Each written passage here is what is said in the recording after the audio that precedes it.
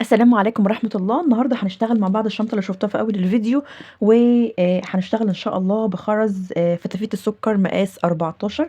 ده مقاس 14 تقدروا تشتغلوا بأي مقاس أنتم عايزينه. هاشتغل ب فتافيت السكر مقاس 14 ومعاه لولي مقاس 8. تقدروا برضه تشتغلوا مع مقاس 14 بلولي مقاس 10 برضه هيبقى حلو أوي. تمام. أول حاجة هاقص خيط وهابتدي آخد 4 خرزات هيبقوا عبارة عن 2 فتافيت سكر و2 لولي بس مع اختلاف الترتيب. فأول حاجة هابتدي واحدة لولي، واحدة فتافيت، بعد كده واحدة لولي، واحدة فتافيت. هيبقى كده. تقدروا برضه تبدأوا باللولي الأول، تقدروا تبدأوا بالفتافيت الأول، مش مشكلة خالص. تمام. هيبقى ده الشكل معايا أهو. هابتدي بس إيه، أساوي طرفين الخيط مع بعض هنشوف هنعمل إيه مع بعض.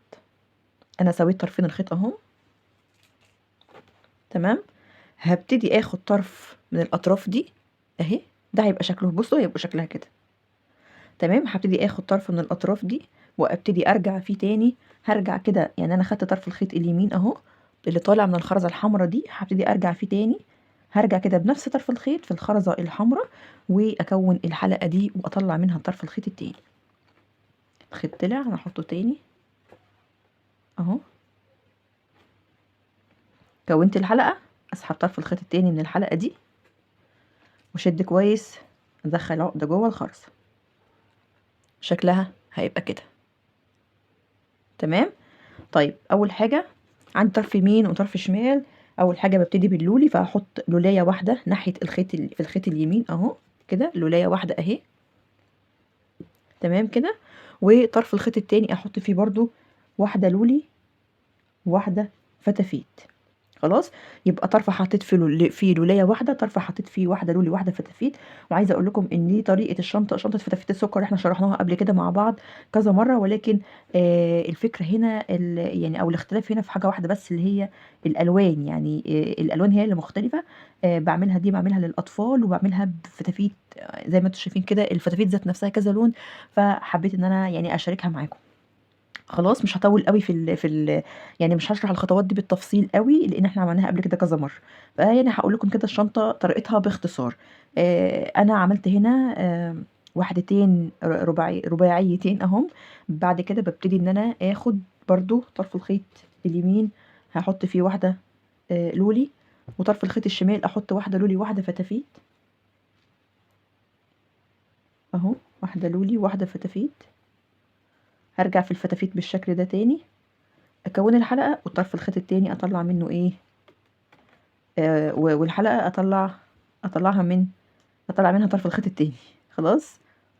ده الشكل معايا أهو لحد دلوقتي. كل اللي هاعمله هابتدي أطلع كده بسطور أو بوحدات رباعية حسب عرض الشنطة اللي أنا عايزاه. أنا هاعمل يعني إيه حسب عرض الشنطة اللي أنا عايزاه. لنفترض إن أنا كده هابتدي إن أنا مثلًا هاعمل عرض الشنطة دي 5 مثلًا يعني. هاعملها 5 فتافيت و4 وحدات لولي. فأنا عندي هنا 1، 2، 3. هاعتبر إن الغرزة اللي جاية دي هي الغرزة الأخيرة في السطر بتاعي. نركّز كويس أوي. لمّا آجي أعمل الغرزة الأخيرة في السطر بتاعي، تمام، باخلّي الطرف الخيط باخلّي 3 خرزات في طرف خيط واحد. تمام. باخلّي طرف خيط واحد فيه 3 خرزات، فهاحط واحدة لولي وبعد كده واحدة فتافيت وبعد كده واحدة لولي. تمام. ال3 هاحطهم في طرف خيط واحد. هارجع كده في آخر خرزة حطيتها اللي هي اللولي وأطلّع من الحلقة دي أطلّع منها طرف الخيط التاني. باعمل الخطوة دي عشان أنا أطلع سطر جديد. الناس اللي أول مرّة تشوف القناة بتاعتي وتشوف الفيديو ده، إحنا لمّا نيجي نطلع سطر جديد في السطر الأولاني عشان ننهي السطر الأولاني ونطلع سطر جديد بنحط ال3 خرزات في طرف خيط واحد. خلاص يا جماعة. أدي الشكل هنا لحد دلوقتي أهو. تمام. أنا دلوقتي بابتدي سطر جديد، فطالما بابتدي سطر جديد بابتدي برضه ب3 خرزات. فهابتدي آخد المرّة دي هابدِّل الخرز. فهابتدي بُصّوا باشوف أنا آخر واحدة نهيت بيها إيه. أنا هنا يعني هنا دي كده واحدة فتافيت السُكّر. دي كده إيه، فتافيت السُكّر. فأنا هابتدي بفتافيت السُكّر عشان الترتيب يبقى مضبوط. فهابتدي بواحدة فتافيت، واحدة لولي، واحدة فتافيت. أراعي اختلاف الألوان. تمام كده أهو.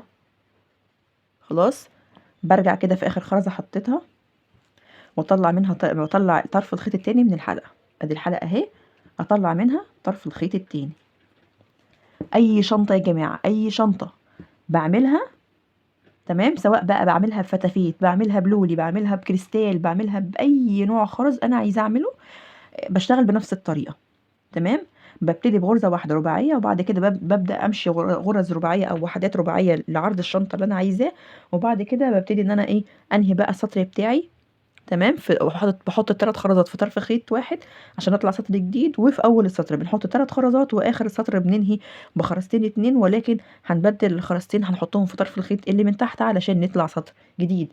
دي طريقة الشنطة يعني اي شنطة، اي شنطة في الدنيا. تمام.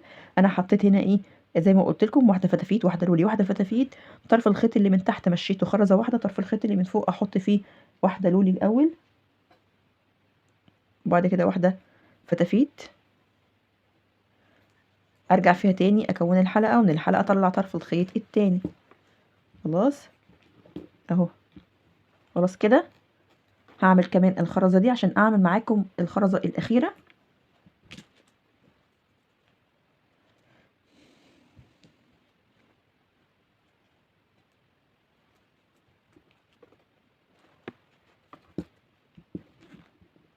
انا كده خلاص وصلت اهو للخرزه الاخيره.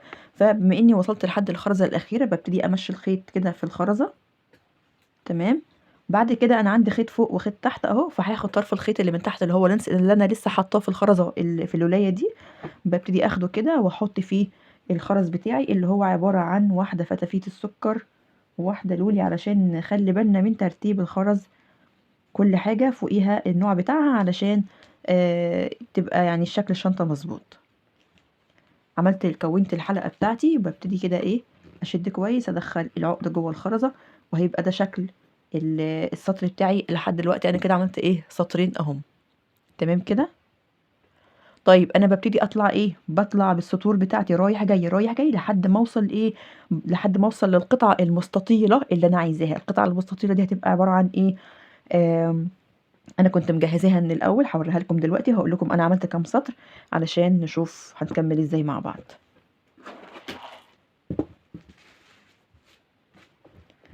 خلاص يا جماعه اهي، دي كده القطعة المستطيلة اللي أنا عايزاها. تمام. دي القطعة، بصوا هتلاقوا فيها إيه، يعني خرز طالع لفوق شوية وخرز نازل لتحت شوية، مش مشكلة خالص، علشان ده بيحصل عشان أنا هنا بشتغل بفتافيت 14 ولولي 8.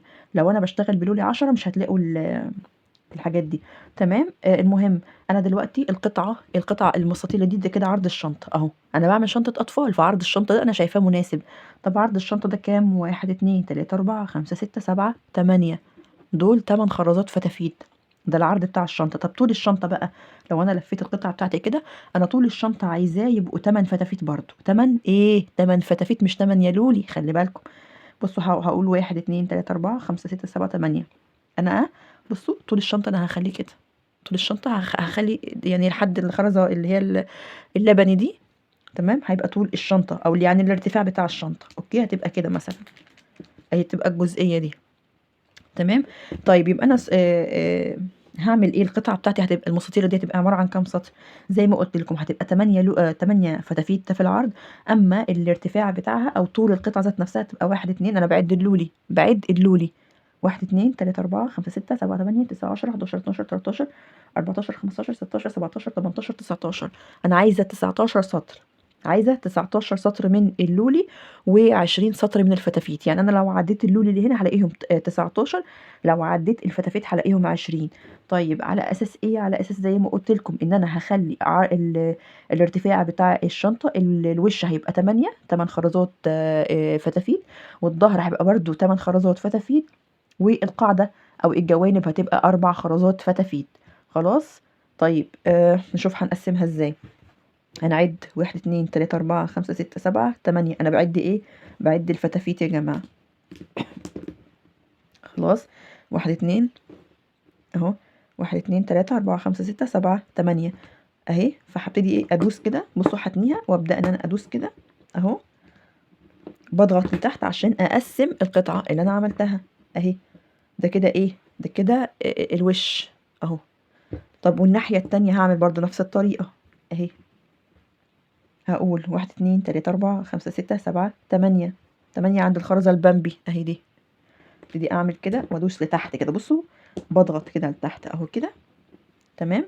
بالتالي هلاقي الشنطة هنا عندي الظهر، الظهر 8 فتافيت، 8 فتافيت ماشي، والوش 8 فتافيت برضو. اما القاعدة هتبقى هتبقى 4 فتافيت، 1 2 3 4 اهي. تمام كده.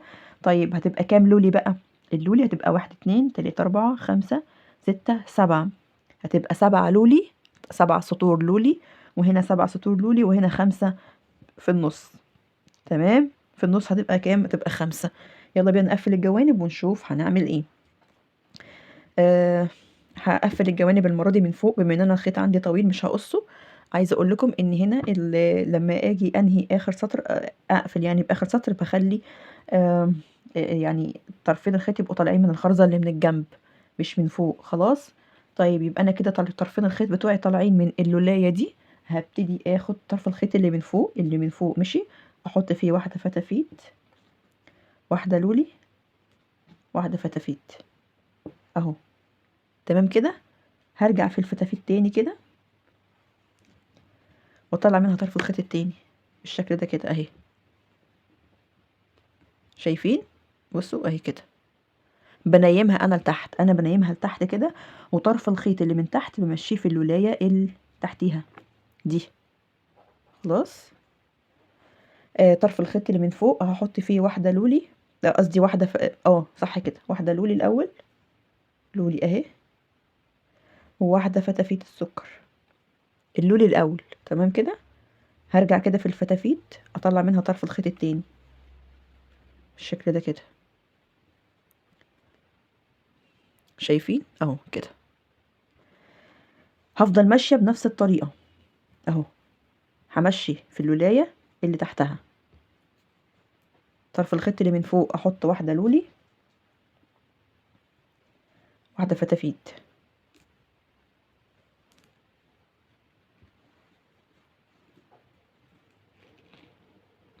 خلاص.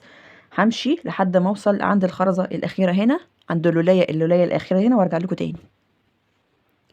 خلاص انا وصلت لحد اخر خرزه اهي. تمام كده. هاخد طرف الخيط اللي من تحت همشيه في خرزتين، في الولايه اللي من الجنب هنا اللي هي اخر واحده، وكمان في الولايه اللي اللي هي ايه جنبها دي، اللي هي اول لولايه في القاعده.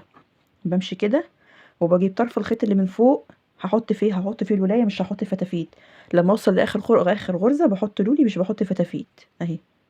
الولايه قفلت فيها كده، واطلع منها ايه طرف الخيط التاني بالشكل ده كده. ناخد بالنا كويس قوي. شايفين اهي تبقى كده. بعد كده طرف الخيط اللي من تحت بمشيه خرزه واحده ماشي اهو. هاخد طرف الخيط اللي من فوق احط فيه واحده فتافيت، واحده لولي. ببدل هنا يا جماعه اهو ماشي. ارجع كده اطلع طرف الخيط التاني بالشكل ده كده بنفس الطريقه. همشي بالشكل ده كده، واللي من فوق احط واحده فتافيت الاول، وبعد كده الولايه بالشكل ده كده.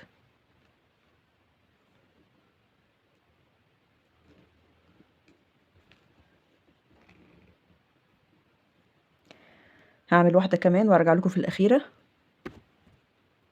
رجعت في الخرزه الاخيره اهي، وهبتدي ادخل فيها الخيط بالشكل ده كده. تمام. وهبتدي كمان ادخله في الخرزه اللي من الجنب الناحيه التانية اهي. تمام. طرف الخيط اللي من فوق بحط فيه واحده بس فتافيت. تمام. ناخد فتافيت ايه، ناخد اللون ده اهي، واحده بس فتافيت ماشي. بما ان ده خلاص يعني الخيط بتاعي خلاص خلص يعتبر، فانا هبتدي انهي بالشكل ده كده.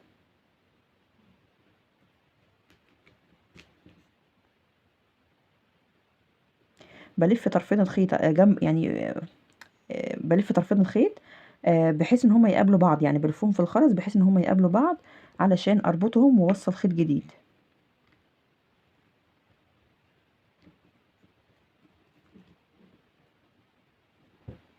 اهم. قابلت طرفين الخيط هنا مع بعض، هبتدي اربطهم كده ربطتين، تمام، واداري العقد جوه الخرزه واوصل خيط جديد وارجع معاكم تاني. خلاص يا جماعه وصلت خيط جديد اهو، تمام. دلوقتي انا عندي طرفين الخيط هما الاتنين طالعين من الخرزه البينك دي البامبي دي، هبتدي اخد طرف الخيط اليمين واطلع بيه لولايه لفوق، تمام كده. وبعد كده هبتدي بقى ايه اكمل، فهبتدي الاول بواحده فتافيت وبعد كده ايه واحده لولي. هبتدي بالفتافيت الاول اهي فتافيت وبعد كده ايه واحده لولي. هرجع في اللولايه كده اطلع طرف الخيط التاني من الحلقه، خليني كده بس اهو، تمام كده.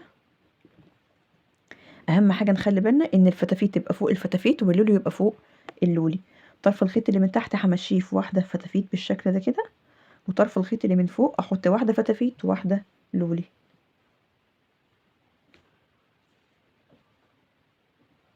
اهي.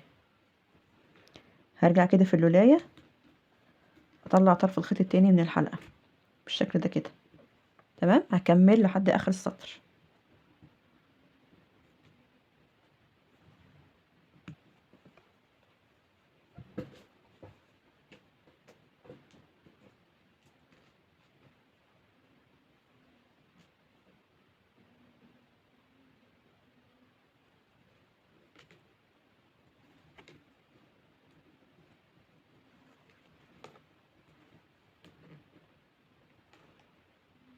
خلاص هنا وصلت لحد اخر خرزه اهي، تمام. ببتدي امشي الخيط بتاعي في الفتافيت وكمان في الولايه اللي من الجنب اهي دي كده، تمام كده. طرفين الخيط بتوعي طالعين منين؟ طالعين من الاتنين اللولي اللي في الجنب دول والفتافيت اللي من تحت. هاخد اي طرف خيط فيهم واحط فيه واحده فتافيت واقفل فيها اهي فتافيت. هرجع فيها تاني كده اكون الحلقه واطلع ايه طرف الخيط التاني،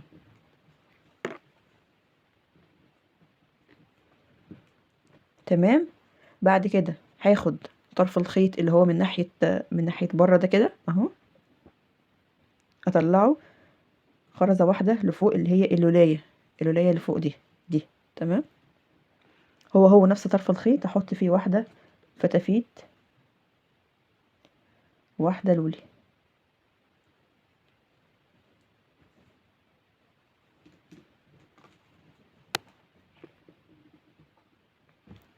خلاص عشان مطولش عليكم همشي بنفس الطريقه لحد اما اخلص الجنب كله، وهعمل كمان الجنب التاني ونرجع مع بعض. اهو انا خلاص قفلت الجوانب، ادي الجنب الاولاني اهو هيبقى ده شكله، تمام كده. وادي الجنب التاني كمان عملته، وعملت الكورنيشه اللي هي بتبقى من الجنب دي زي ما انتم شايفين. لو حابين تعملوها تمام، مش حابين تعملوها تقدروا ان انتوا تكتفوا بالشنطه كده وما تعملوهاش، يعني شايفين دي خطوه زياده يعني. هعملها معاكم في الناحيه التانيه للي حابب ان هو يعملها. اول حاجه هلف الشنطه بتاعتي كده، تمام.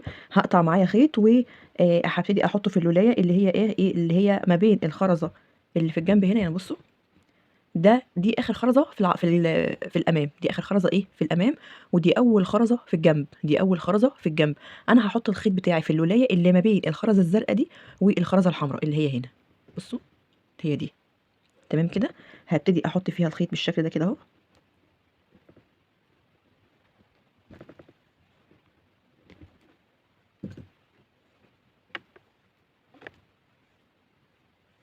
تمام. بعد كده هبتدي اعمل ايه، هجيب لولايه قصدي واحده فتافيت، هحط في طرف الخيط اللي من فوق واحده فتافيت واحده لولي واحده فتافيت بالشكل ده كده، تمام.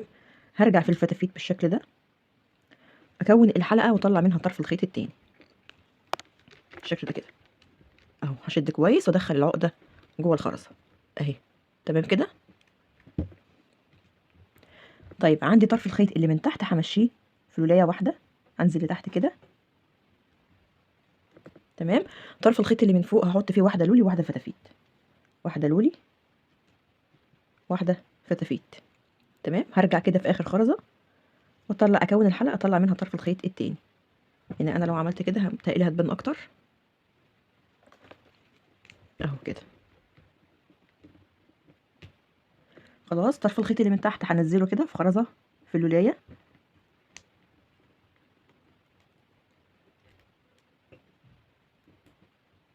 امشيه بس حلية واحدة.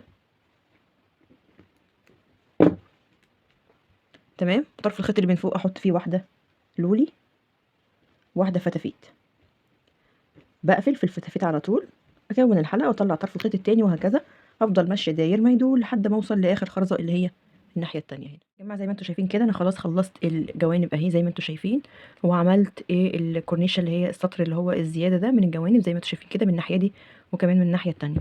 دلوقتي انا هعمل الايد بتاعت الشنطة، هعملها بره الكاميرا وارجع لكم تاني بعد ما الشنطة خلاص يعني تكون خلصت. اللي محتاج ان هو يشوف طريقة الايد انا عملتها معاكم في الفيديو اللي فات، يعني تقدروا دلوقتي ترجعوا للفيديو اللي فات وتشوفوها بالتفصيل عشان بس ما يعني الفيديو ما يطولش عليكم اكتر من كده. هخلصها وارجع لكم تاني.